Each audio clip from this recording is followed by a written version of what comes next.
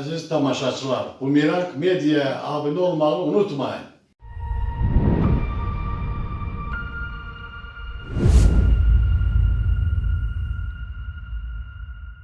Azərbaycanda bəyənmədiyimiz Sovet dövründə hər evdə evlatların ya hamısı, ya bir hissəsi mütləq idmanla məşğul olurdu.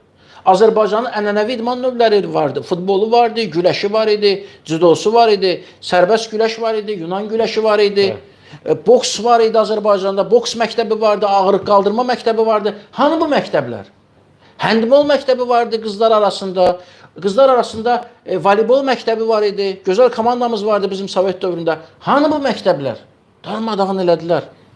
Fuad Qarayev dad eləyir bu Cavid Qurbanovun əlindən. Ziya Məmmədov məhv elədi. Dalıca da Cavid Qurbanov gəldi, lap dibinə daş atdı.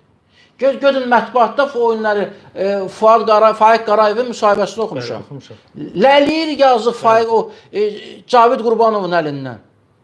Cavid Qurbanov Azərbaycan dəmir yolunu dağıdır, qeyri-rəsmi milyarderdir, idmanı məhv eləyir, dəmir yolunu məhv eləyir, dəmir yiyir bu adam, res yiyir. Gizləniblər orada burada, dağıdırlar bu ölkəni. Yeri gəlmişə, bunu da deyirlər ki, erməni qarışığı var. Bunun da erməni qarışığı olması ilə bağlı söz danışılır.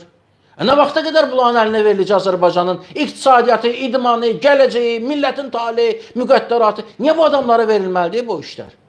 Kimin kadrıdır bu? Prezident Əliyevin. Bu Prezident Əliyevin kim mənə bacarılı bir kadrını göstərsə, mən tənqidimin dozasını azaldacağım. Mən bu kadrların arasında bir normal kadra rast gəlmirəm, öz yerində olmuş olsun. Yaxşı oğlan ola bilərlər. Yaxşı insan ola bilərlər. Lap belə əla cahil də ola bilərlər. Yaxşı rəhbərdən gedir söhbət, yaxşı menecerdən gedir söhbət. Mənim onların məişətdə yaxşı olmağı ilə, məişətdə öz dostları üçün əla adam olması ilə, hal əhli olması ilə bağlı mənim nə işim var? Mən ona nazir kimi qiymət verirəm. Kim olur olsun? Bu dövlətin idarəçiliyi verilir bunlara. Böyle adamlara idarəçilik verərlər. Dağıtmadıqları yer qalmayıb.